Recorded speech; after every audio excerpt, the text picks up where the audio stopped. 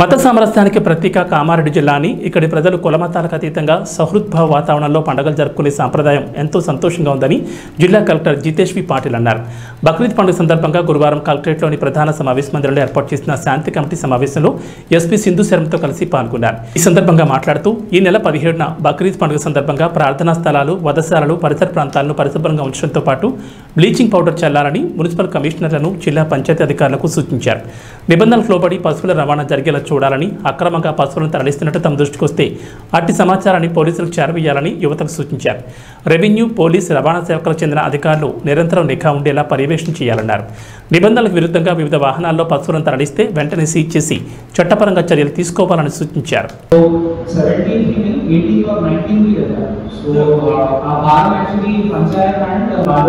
అధికారులు కూడా తీసుకున్నారు అండ్ ముందుగా వచ్చి మన సోదరులు కూడా చెప్పారు मस्जिद द्वारा ऐलान కూడా చేస్తారని చాలా they are very much capable और जिसको शिक्षा होना है वो होगा. दो అంటారు ఎక్కడైనా ఇల్లీగల్ ట్రాన్స్పోర్టేషన్, ఇల్లీగల్ స్లాటింగ్ జరగకుండా ప్రతి ఒక్కరికి నా యొక్క నమస్కారం తెలియజేసుకో. Thank you sir. कभी मस्जिद पे बैठते हैं तो कभी मंदिर पे. మీరు ఒకే రోజు ట్రాక్టర్ అది మొత్తం పెట్టేసుకున్నారు అనుకోండి, నెక్స్ట్ డే ఇంకొక డే అది కొంచెం పేదవాళ్ళు అయితే క్రమంగా వాళ్ళు ఏర్పాటు చేయడం లేకుండా ఈసారి but first of all illegal slaughtering కాకుండా చూసుకోండి.